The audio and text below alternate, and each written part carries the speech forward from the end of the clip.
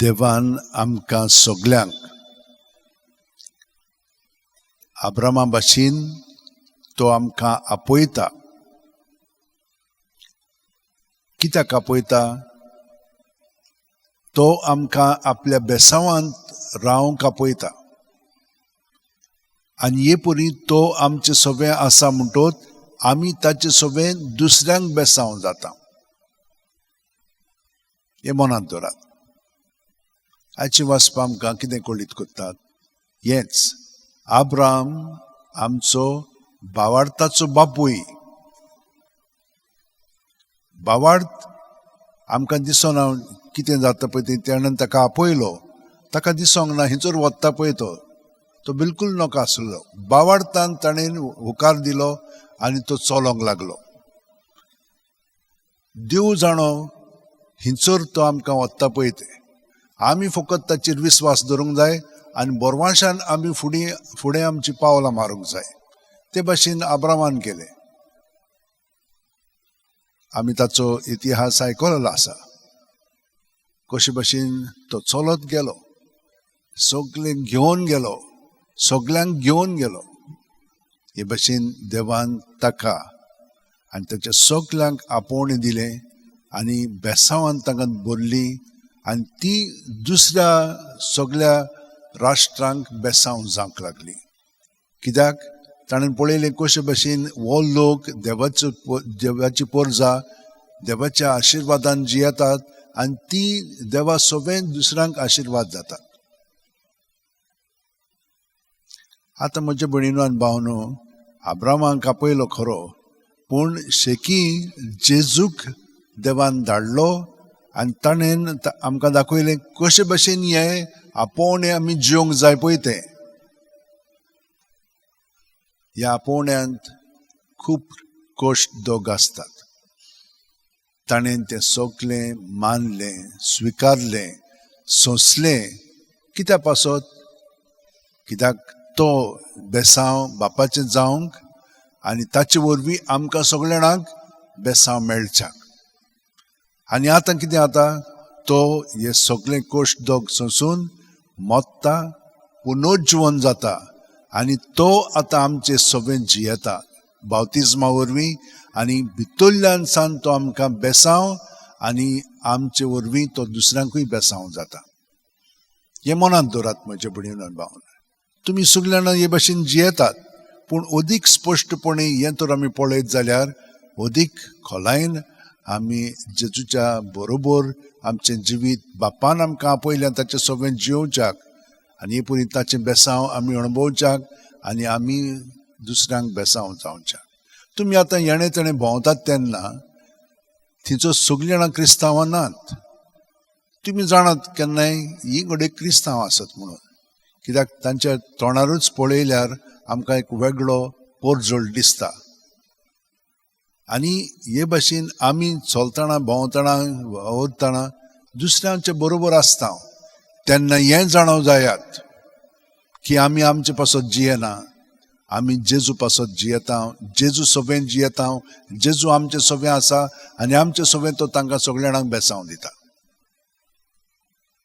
हें आमचें आपोवणें.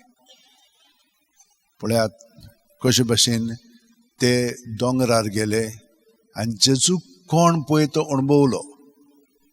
तो खरोच इतलो पोरजोळीत सुर्यापरी. तो ताका बरें दिसलें ताका थंयसर रावपाक. पेद्रून सांगलें आमी हांगसरूच रावया म्हणून. पूण मागीर देवाचो आवाज आयकल्या उपरांत, कोण जेजू? तो म्हजो अपुरबायचो पूत. ताणें सगलें हांवें सांगलां तितलें पाळलेलें आसा आनी तुमी ताचें आयकोंक जाय. आतां म्हज्या भयणीनो आनी भावनो, आमी ताका आमच्या काळजांत आसा म्हणटच कितलीं जाणां आमी ताका हाजीर जावन जियेता? आमी म्हणटा तो भायर आसा. ना, तो आमचे भितर आसा. आमी सगळीं जाणां देवाचें मंदीर जावन आसा. तो आमचे भितर जियेता. ताका आमी हाजीर जावंक जाय. आनी जितलीं आमी ताका हाजीर जाता तितलीं आमी पातकांतलीं भायर सोदता, म्हणजे आपल्यापणांतलीं. आमी तर ताका हाजीर जावंक जाय जाल्यार आपलेपण आमचें सोडूंक जाय, ताका हाजीर जावंक जाय.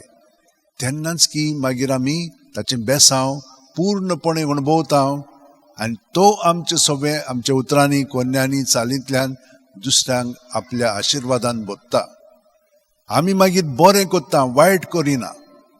ह्या दिसांनी आमी आयकत आयिल्लें आसा, जीं कोण बरें करतात तीं आपणाची वस्तू करीत जाल्यार तें मागीर तांकां हें जायना, तांकां सावरांक जायना, कित्याक तीं हळू हळू आपलेपणांत पडटात. पूण जेन्ना तीं बरेंपण देवा सोन उपजोवन तें करतात तेन्ना ती निस्वार्थीपणान जियेता आनी दुसऱ्यां पासत जेजून जशे भशेन कश्ट केले आनी तो दुसऱ्यां पासत वावुरलो मेलो, आमचे पासत ते भाशेन आमी दुसऱ्यां पासत जावंक लागता. कित्याक आमी न्हय, जेजू आमचें सगळें दुसऱ्यांक आशिर्वादान बोधता, दुसऱ्यांक तो पातकांतली भायर काडटा आनी तांकां बरेंपण फावो करता. आनी हे परी आमी ताचें सगळें बापाची बरीं भुरगीं जावंक लागता.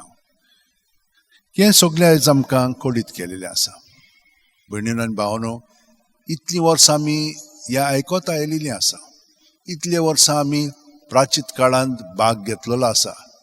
आमचें जिवीत बदलोंक ना, बदलत आसा. पूण जितलें आमी आपलेपणान जियेतल्या तेन्ना आमी कश्टवतल्या. पूण जितले फावटी आमी जेजू बरोबर कश्टवतल्या तेन्ना हो कश्ट वायट न्हय, तो बरो. कित्याक आमी ताचे बरोबर दुसऱ्यांच्या साल्वासांवा पासत हें सगळें सोंसता भोगता. एक आवय कितले कश्ट ती सोंसता. ल्हानपणासान मागीर आमी व्हडलीं जालीं पर्यंत ती सदांच आपल्या काळजान आमकां बाळगून दवरता, मागता आनी आमचे पासत ती वावुरता. आनी ही आतां आमची आवय. पूण देव कितलो आमची आवय जावन आसा, तो कितलो आमचो परमोस करता तें जाणो जावया.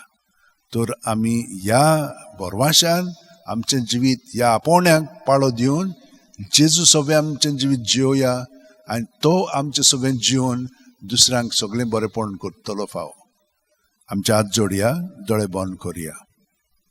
पळयात, आमच्यान सुस्कारा विशीं विरेत जिवंक जायना. सुस्कार आमकां जायत.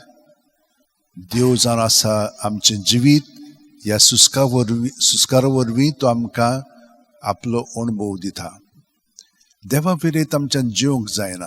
ताणें आमकां सांगलां आपल्या उतरांतल्यान, आमी ताचें सगळें जियेता, भोंवता आनी आसा. जेजू, तूं आमचे भितर आसाय आनी आमी तुजे बरोबर आसा. तूं आमकां प्रत्येक सुस्कारांत आपयताय तुजे बरोबर आमचें जिवीत जियोवच्याक. आनी प्रत्येक सुस्कारांत आमी तुजी उतरां कोन्यो चाल दुसऱ्यांक जावंक लागता. आनी हे परी तूं आमचे वरवीं दुसऱ्यांक बेसांवान घालताय, तांकां बरे भाशेन राखताय आनी सांबाळटाय, तांचो परमोस करताय. हे परी आमचें जिवीत अदीक घडोवन येवच्याक आमी जेजू आमचें जिवीत सगळेंच तुका समर्पिता.